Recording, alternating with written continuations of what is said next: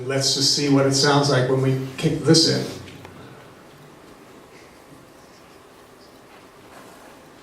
I'm afraid our screen's a little on the small side, however. There we go.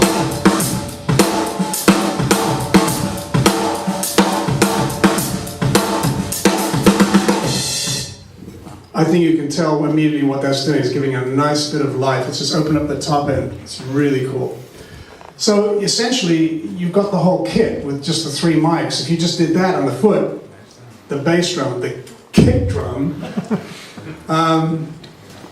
you might have it. Would you agree? Mm-hmm. All right. But we haven't finished. We need a room mic. We need at least 2 room mics. In fact, we might even go for 4 room mics, or maybe even go for 6 room mics, depending on the type of room. This is a very nice room. This is a lovely room, by the way, that we're in. The room at EMI was kind of similar, in fact. High ceilings, a little squarer, but basically the same sort of principle. There's a stereo microphone that I love to use in front of the drums, and that is you can see it on the screen, of course, but it's what? AKG C24. Why? Anybody? What? Sounds awesome. It does. You're right. The damn thing just sounds awesome. But where? Let me ask you this. Apart from it sounding awesome, where would you put the damn thing? What? Facing the drum. Well, yeah, facing the drum. How right you are. However, some people put it behind the drums, which is another option. I happen to like it in front of the drums. Now, where in relation to the drum kit would you put it? Middle of the room. Where? What? Oh, what? Middle of the room. Middle of the room. So in other words, if this was the kit right here, here's the bass drum, right? Oh, excuse me, I'll do it over here. This is where the drums would go, and here's the bass drum. Where would you put the mic? 6. I want it to be able to record the bounce off all the walls.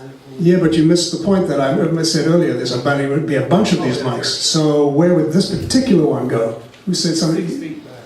Who said 6? Did they pay you an awful lot of money to say that? Good grief, sir. Yes, about 6 foot. And depending on what part of the kit you're trying to get out of it, whether it's you lower the mic or you raise it, depending if you want more cymbals, more toms, etc., etc. And there's 2 patterns, XY and, what's the other one? MS. Right, so let's just see what the C24 sounds like.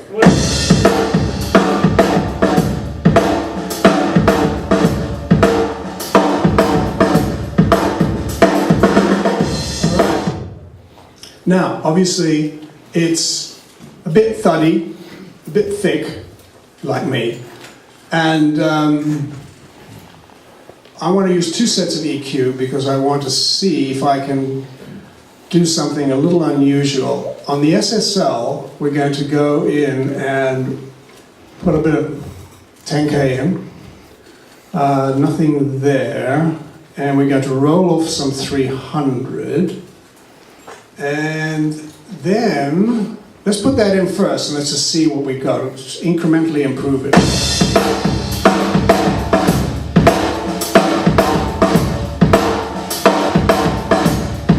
Okay, it's not bad, it's improving, but we need something more. So now let's look at the API, the graphic, which is the 560 plugin. And what I'm going to do is I'm going to cross over where that 300 roll-off is. I'm also going to include a 250 roll-off, but I'm also going to boost the 1K, and I'm also going to boost the 8K and a touch of 16 for some air. Let's see what happens when you kick that in on top of the SSL.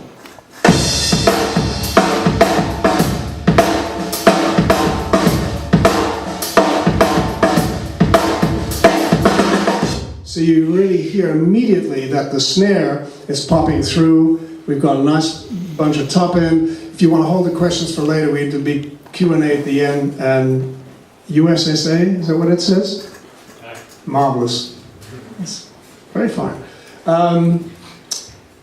So right away we've got some brightness, we've got some mid-range, and it's going to give us some focus when we put it into the mix. Let's go to the next pair. Now, you go to your magical closet.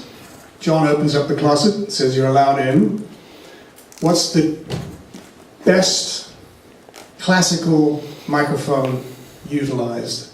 U87. No, not a U87.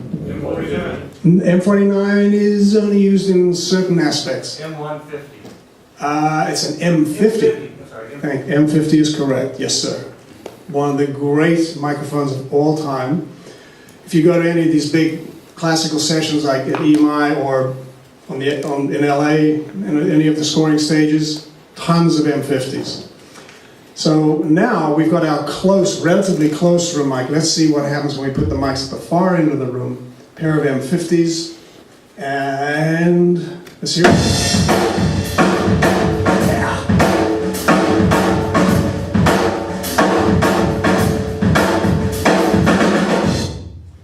That sounds like somebody we might know, possibly? Is that a bit sort of Bonzo? John Bonzo-ish? Would you agree? Yes, no, maybe? Yeah. Okay. And you might say, well, how the hell did he get that sound? Well, he was a big bugger. He was like 6'3" and he weighed about 260 pounds and he hit bloody hard. And he tuned his drums and you could record him with a 57 and it wouldn't matter because it would still sound like John Bonham. But we can get close with stuff like this, with the room mic's put in the correct position. Let's hear it with a bit of EQ, please, sir.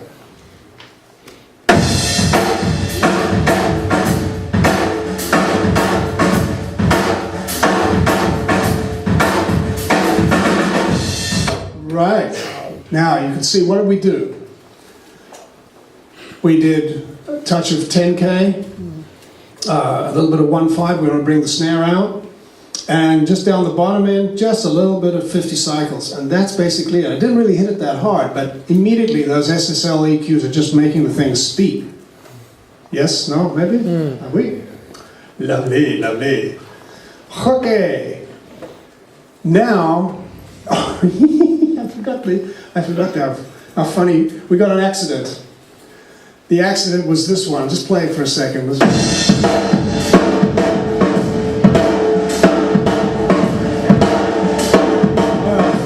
That's an accident, but a cool one. You see, the idea is to record all your accidents. I hit the talkback button, and I heard this sound. As I was releasing the talkback button, I heard, because there was a microphone in the room, and I didn't even know where the hell the damn thing was. It was somewhere up in the ceiling, but it was obviously compressed, and it's a crappy mic, because you want, it's probably omnidirectional, and you want to hear what's going on in the room, right? And I kept hearing it as the drummer was playing, as I hit the talkback button, I heard this sound. I said, that's it, find where that is. We traced it back, it was on the patch bay, and we recorded it. It's the talkback mic.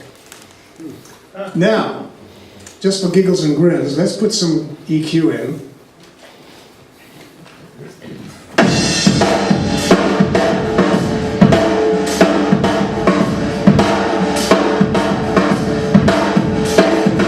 And because we can, and we have the pre-child, let's put the pre-child in on it and give it some compressione.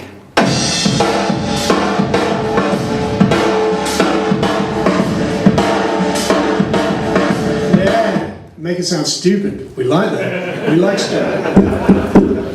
Very stupid. So, you think I'm joking? I'm not joking. Who was it who said that you cannot go broke underestimating the taste of the American public? It was a P.T. Barnum, wasn't it? Mm-hmm. And he was an American, wasn't he? What else we got? Bass DI. Now, bass DI. What do you all use for bass DI? For what sort of unit do you use? Anybody? What? Stanza? Nah, come on, let's get real here. A nice DI. I want a nice DI, like a pizza pie. You don't yours supposed to fix to him? I'm looking for something high-end, really, really glitzy. I mean, just fabulous. The best DI box that money can buy. Anybody? Avalon. It's made in Australia. I hate it.